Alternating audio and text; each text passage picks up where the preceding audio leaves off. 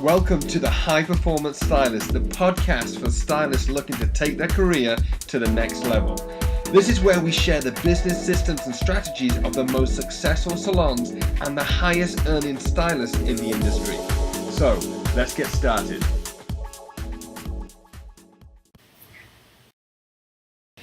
Hi everybody, it's David Barnett and welcome to another edition of High Performance Stylist. Today I have a very, very special guest with me, and it's a man from, his name's Richard McCabe, and he's actually from my part of the world originally. Our paths only crossed very recently, but we were actually born in the same town. And he's had a pretty incredible career, built some successful salons, and now is based in Sydney, Australia, where he's focusing primarily now on coaching salon owners and stylists and helping them take their career to the next level. So he's joined us live from Australia today, and he's going to just share with us exactly what's been going on in his career and how he's helping these people get to the next level. So welcome, Richard. Welcome, how are you? I'm good, thanks, I'm good. And you? Yeah, I'm really good. It's nice and early, the sun is shining here, so we're in for a good day. Wow, yeah, because it's what, 6:30, 6:40 there?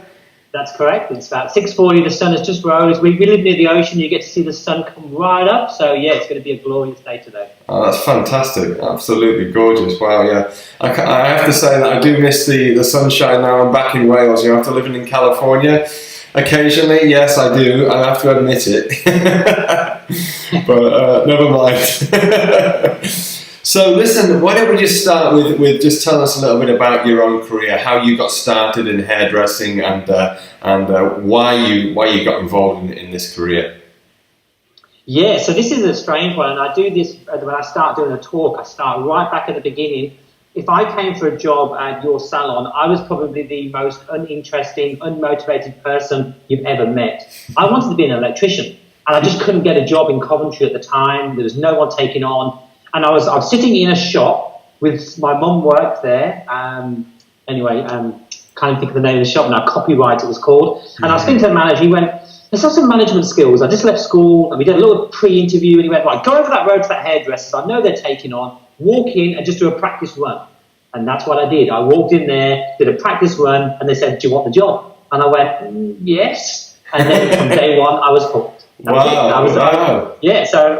Wow, so there was no hairdressing in your family or anything? It was just really out of the... You never even thought about it before? Now, in my world, all hairdressers were gay. There was no way I was going to be a hairdresser, no matter what. I went there in the end just for a job for money. I wouldn't have employed me. And literally from the day I walked in, I just thought, wow, the buzz of a salon just got me hooked. Wow. It was just going to be a temporary measure. So I always say to people, when you're looking for that passionate person to come through your door, it's not what you're looking for, because to me, I wouldn't take me on. I wasn't that guy, know. But hey, there you go. It turned out pretty good after that. Yeah. So tell us the rest of the story. Where did it go from there? Yeah, so I worked for a big salon in the middle of town. It went bankrupt about 2 years in for a backstory that I haven't got time to explain. It went bankrupt. I ended up in a really small salon. So I went from a salon that was really big and funky and pumping to a really small backward that was split of barbers on one side and a sort of an old-fashioned hairdressers on the other with, Betty coming every week for a shampoo and set. Right. What I didn't realise that when I finished my apprenticeship, I was good at the funky bit, I was good at the old bit, and I was good at the barber bit. So right. I had a really good array. Back in my day, it was a 4-year apprenticeship, and the day that he says to me, here you go, you passed, was the day I left and opened up my own salon. Wow, fantastic. So how old were you then? Well, I started world in a different world. I got married at 18. By the time I think it was 20, I had 2 children and I was married and I started my first shop. Wow, that is amazing. So tell us a little bit about that shop then. Was it just very small, 4 chairs, 5 chairs? How big was the salon to begin with? So I did what most people did. I started my salon. I was scared to start it on my own, so I pulled in a partner. Mm-hmm. So we got this big salon, we stripped it bare. We were probably on day 3 and we realised as we were decorating the salon, we were not going to work together. So the last penny I had, I bought him out there and then. So how did I start this big salon? I started with one mirror, one chair, and in between clients, I was in the back room building the next station as we went along. Oh my God. That was my salon. No money, no contingency plan, zero. Right, and then it went on to great things though. You grew it to what size? Yeah, so with that particular salon, we grew and grew and grew. It wasn't humongously big. I think we ended up with 5 staff. But I hit this, 3 years in, I hit this roadblock where we were making money, which I thought was pretty good for me. You know, I was doing pretty well. I worked so hard. And I got to a stage where I just thought I was about to take the next level and a staff member would leave. Just about to take the next level and a staff member would leave. Mm-hmm. And I had this up and down for about a year. Yeah. And I think at the end of that year, I decided I had to draw a line in the sand and realize that this wasn't the journey I wanted to be on. Right. Such a common thing, right, in our industry, that, you know, you're always trying to get there, and then, you know, you're so reliant on the team members, and then they go and walk, and then you're left back to square one again. And wow. So how did you overcome that? How did you take it to the next level then, eventually? Yeah. I think I didn't want to take just the majority of people I spoke to said to me that after 2 years, a stylist will leave. So you've got 2 years, then a stylist leaves, then you've got 2 years again, then the stylist leaves. And I'm not sure the fact is that we build the stylist up over a year or 2 years, and then they go, right, I'm the best in the salon, I'm busy, I can now do this on my own. I then realised that I didn't want to be the face of my salon anymore. Mm-hmm. I didn't want to be the biggest earner. I'm earning all the money, they're in the back room having a laugh. That's usually the way most people go. So I realised that I need to do something and learn business. That's what I needed. So I spent a year. I read a book, The E-Myth. Everyone's read The E-Myth. We visited. It didn't change my world as in I wanted to franchise my salon, which is what the book is about. It actually woke me up to realise I know nothing. And that was the realisation that I knew how to do hair. I was the best barber in town. I was the best ladies hairdresser in town. And I was probably one of the busiest salons in town. But I probably wasn't making the money that I needed, and I definitely didn't have a lifestyle. I was working 7 days a week. Right. Wow. Yeah. I mean, again, you know, such a common thing. Like, you know, I remember myself falling into that exact same trap where you're the busiest guy, but you're trying to be this great leader, but you haven't got time because you're seeing so many guests yourself, right? So now you've transitioned from the salon into coaching full time. What made you make that transition?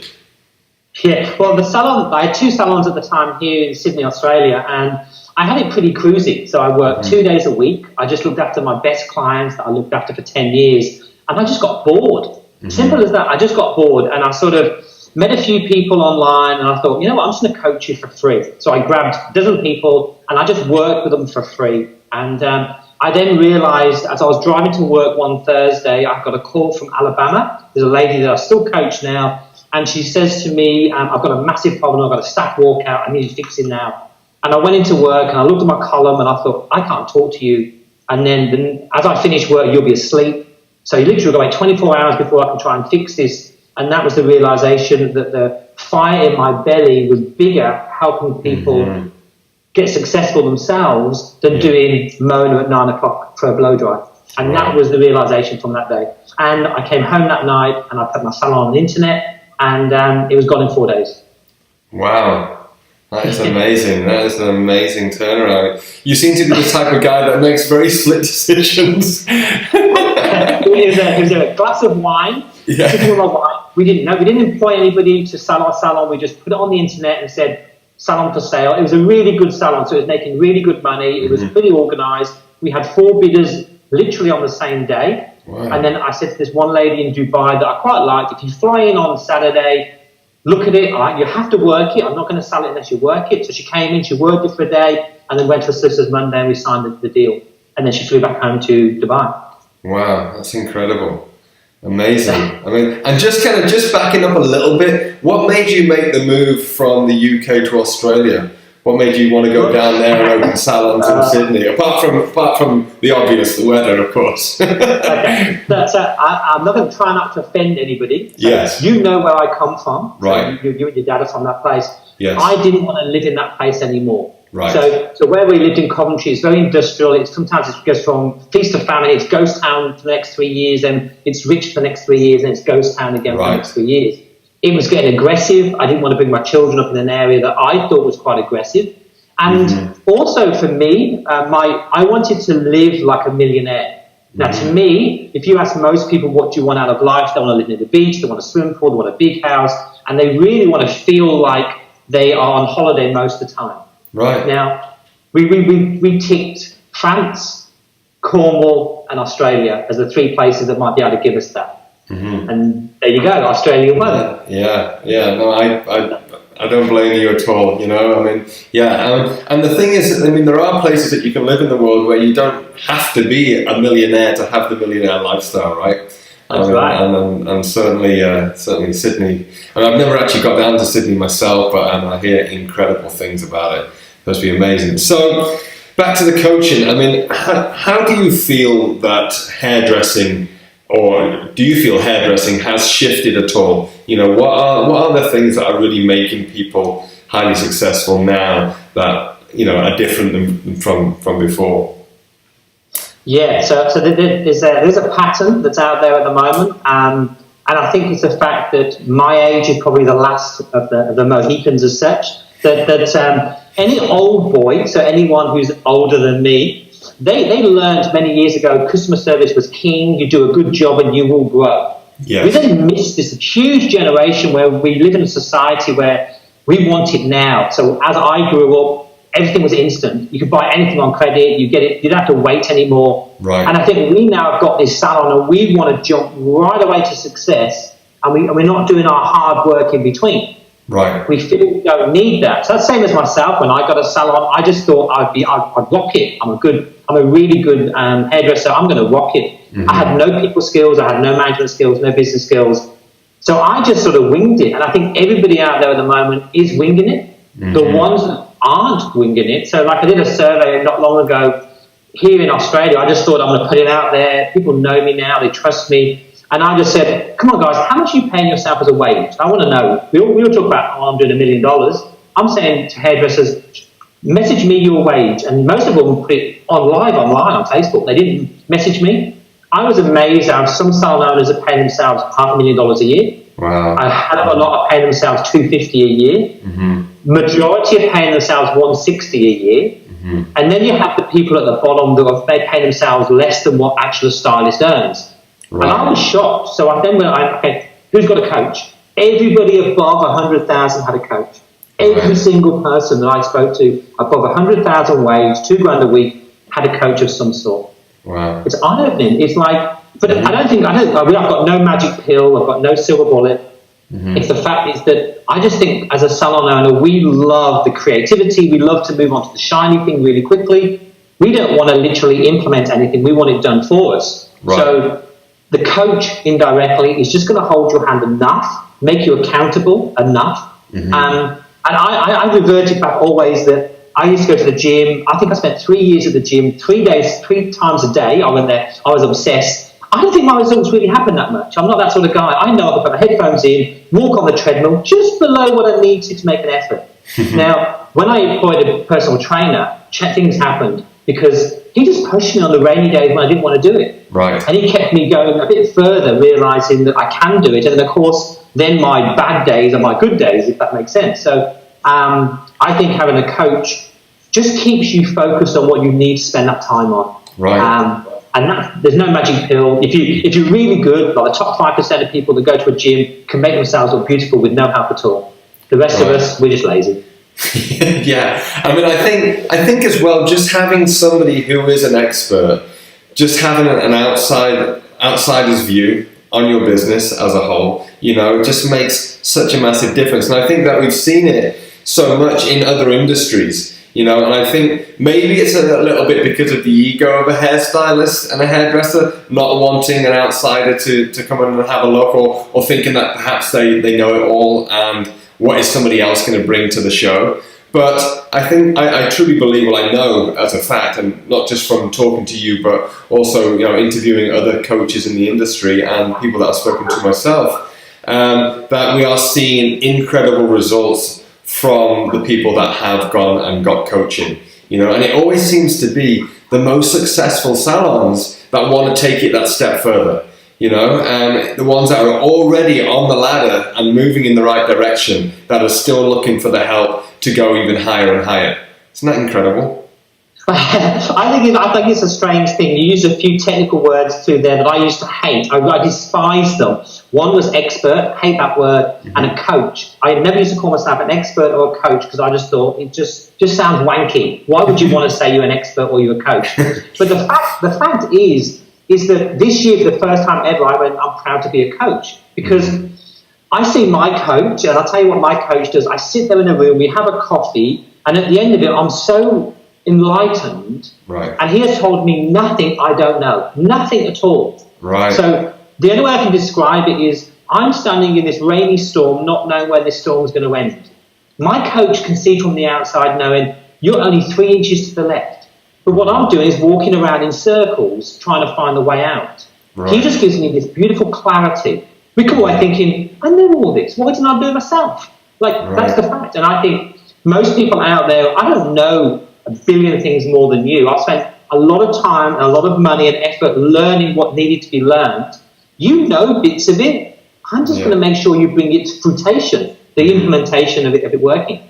Yeah. The downfall of coaches, experts, is the fact that everybody now just dives on Facebook and asks a friend.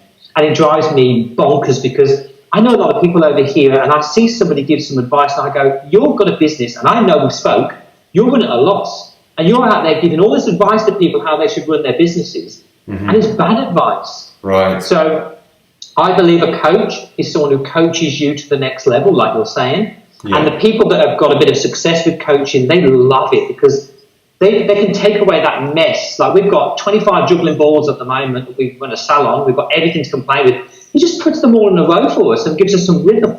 And I think that's how we get successful. It worked for me. It's what I try to do for others. But I definitely don't know it all. Not at all. No, I don't think we all do. I think that's what keeps us going as well, coming across new situations and new stories and just trying to solve those new problems that we come across, So I know that you've got some programs out there. If anybody was looking to get in touch with you or get some more advice from you, how can they do that, Richard? Yeah, so they can email me at richard@isaloncoaching.com. If you Google isaloncoaching.com, I as in interactive, so I stands for interactive salon coaching.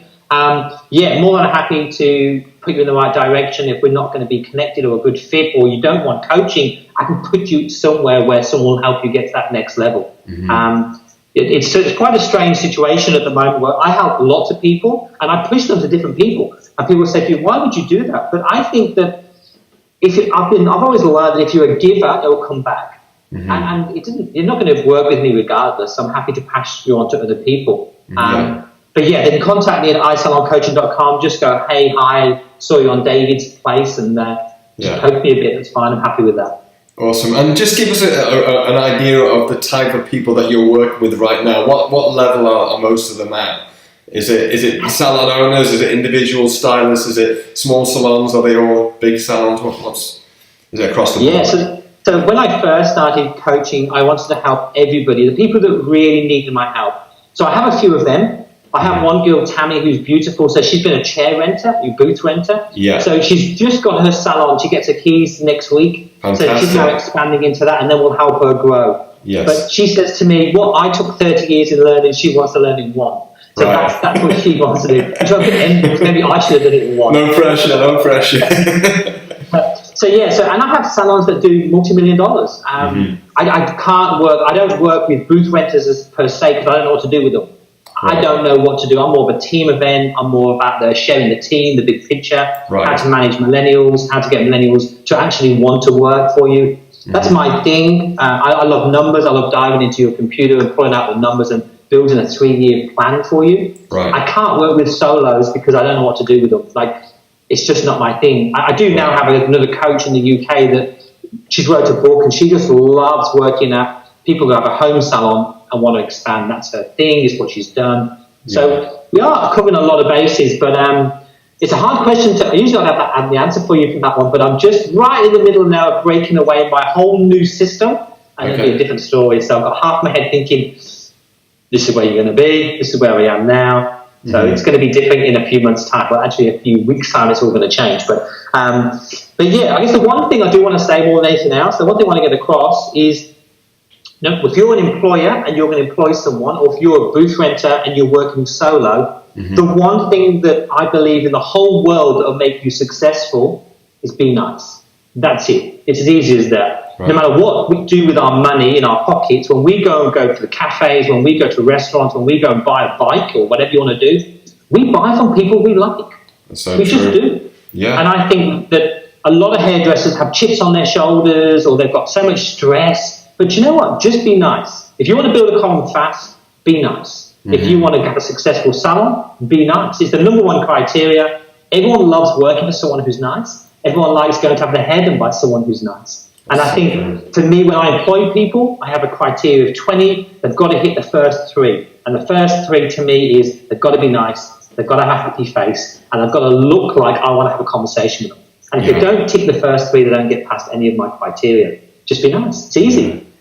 That's fantastic. That's great, man. Yeah, I love that. Keep it simple, Fantastic. Well, listen, I know you're about to go and have some breakfast there now and kick your day off, and I'm sure you've got a really hectic day as always. But thank you so much for joining us. I really appreciate your time, and perhaps we will check back in with you in a few months' time and get an update on all of the new stuff you got going on. Yeah, that'd be good, because there's going to be big changes ahead. Okay, fantastic. Thanks, Richard. Always a pleasure. Yeah, thank you. Okay, cheers, man. Bye-bye.